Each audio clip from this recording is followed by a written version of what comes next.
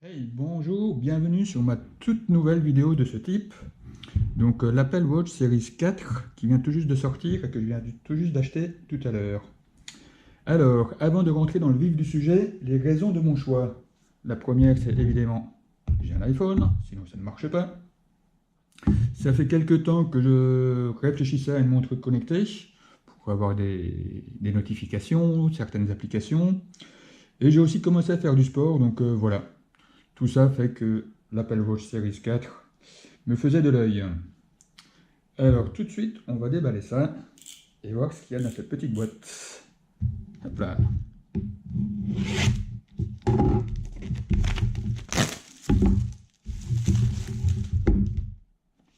Comment ça s'ouvre?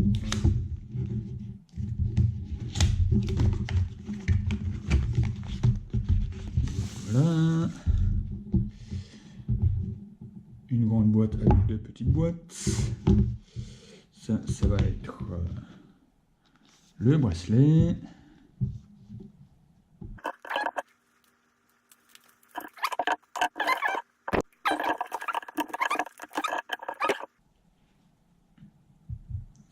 Voilà, démarrer le jumelage.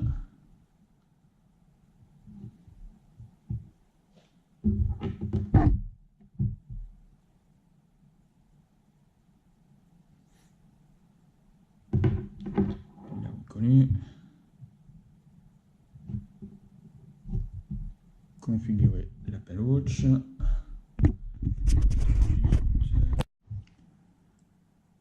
Et voilà, la synchronisation est terminée, ça a pris un peu de temps quand même. Il me dit d'appuyer sur la Digital Crown, donc là-dessus. Et hop, qu'est-ce qui se passe?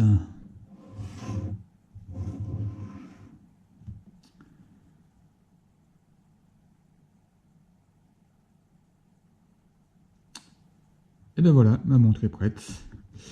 Donc je ne sais plus si je l'ai dit, c'est donc le grand modèle 44 mm en noir avec le bracelet sport, voilà. L'écran il est vraiment très très bien, moi il me plaît bien.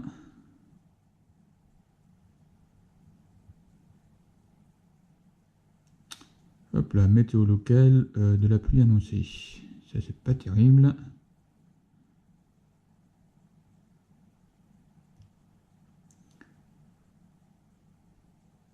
Alors, on sent bien quand on fait défiler les différents éléments, une petite vibration dans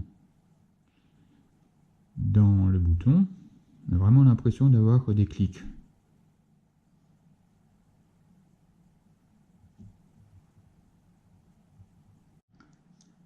Bon, regardons un petit peu quelques applications qui sont livrées par défaut. Donc j'en ai mis une que j'ai... Il y en a une que j'ai mis sur le cadran. C'est la météo. Voilà. Donc on a pour les 24 prochaines heures soit une petite icône pour avoir le temps qu'il fait. On peut avoir le risque de pluie et les températures.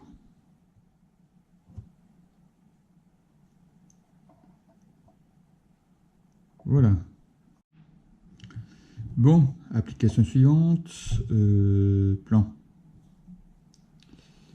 Je viens de faire un essai, donc je recommence, je reviens en arrière. Je quitte, je refais une recherche. La recherche, je peux faire une dictée. Là, je vais griffonner. Je pensais que ça serait galère, et finalement, pas tant que ça.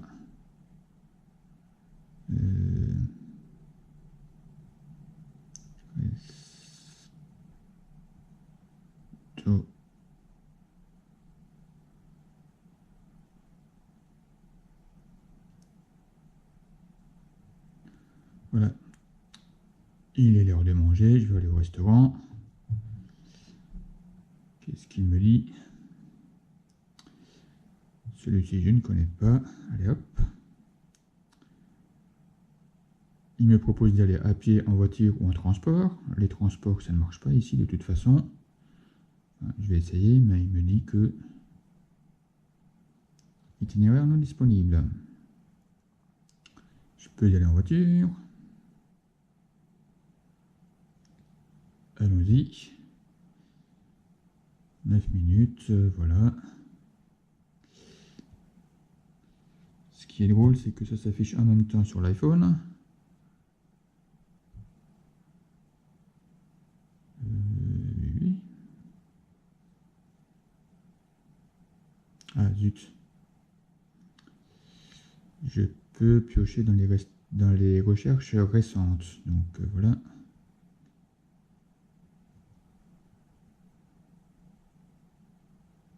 Oui.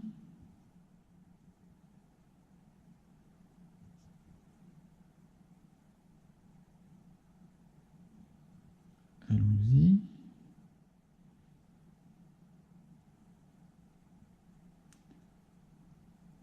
Et voilà, il affiche sur la montre. Donc c'est tout à fait utilisable. Et puis donc il affiche aussi sur le téléphone en même temps. Ça, dans les paramètres, on peut lui dire de ne pas l'afficher sur l'iPhone. Voilà.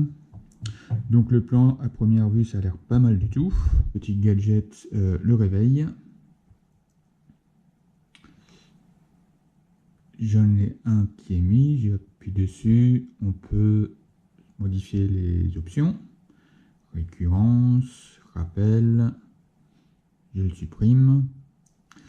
Pour ajouter un réveil, ben voilà, j'appuie sur ajouter un réveil. Donc je sais pas, je pense que là il doit y avoir un bug parce que si on est censé pouvoir toucher sur 1 heure, mais bon, il se passe rien du tout. Par contre, on peut faire défiler les horaires ici, régler, et voilà.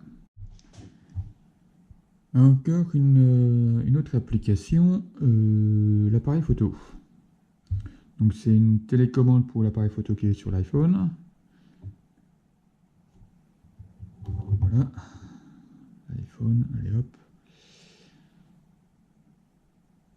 Il y a un aperçu, c'est pas mal. On peut prendre une photo. On peut dire que je prends la photo dans 3 secondes. Voilà. La photo est prise. Donc je vais en venir aux points négatifs, qui sont pas très nombreux et pas très grave. Ça ne remet pas en question l'impression que j'ai de cette montre. J'ai trouvé 2-3 petits bugs. Donc Siri, j'arrive pas à le faire marcher. Sur le réveil, il y avait un petit bug, on n'arrivait pas à sélectionner l'heure du réveil sur l'écran. Par contre, avec la petite molette sur le côté, il n'y avait pas de souci. Quoi d'autre? Ah oui, le clou de cette montre, le gros point fort qui a été acclamé à la présentation officielle, c'est l'électrocardiogramme. Et bien, l'électrocardiogramme, on ne peut pas s'en servir et il n'y a aucune information sur le fait de pouvoir un jour s'en servir ou pas. L'autre point négatif, c'est le prix qui s'est pas mal augmenté depuis la version de l'année dernière. Ça, c'est la version sans 4G. C'est vrai que cette année, pour avoir la 4G, il y a un surplus de 100 €. L'année dernière, on était à 70 €. Donc pour une fonctionnalité qui peut à premier abord être sympa, mais finalement c'est quand même pas si intéressant que ça. Surtout qu'il faut un forfait de plus, ça n'est supporté que chez un seul opérateur. Il n'y a aucune information ni d'Apple ni des autres opérateurs pour savoir si un jour ça sera pris en charge.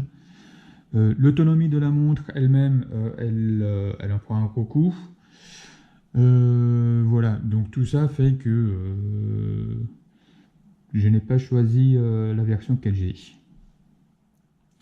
Je reste quand même très satisfait de cette montre. Elle a un super écran. J'avais peur que ce soit trop mastoc, mais pas du tout. Elle est un petit peu plus fine que le modèle de l'année dernière. Voilà, donc je vais continuer les tests. Je vais préparer une vidéo sur le sport. Je vais aller courir, nager, faire du vélo, voir ce que ça donne. Et je pense faire une vidéo là-dessus aussi. Et puis une deuxième vidéo sur les autres applications que j'utilise. Et peut-être un bilan d'ici une semaine ou deux pour avoir une impression un peu plus approfondie sur l'utilisation de cette montre. Voilà, donc si vous avez des questions, ben, n'hésitez pas à me poser des questions. Si le sujet vous intéresse, vous pouvez vous abonner sur la playlist Tech et comme ça vous verrez les prochaines vidéos. Voilà, à bientôt. Ça c'est le cadran Vapor. Hop là.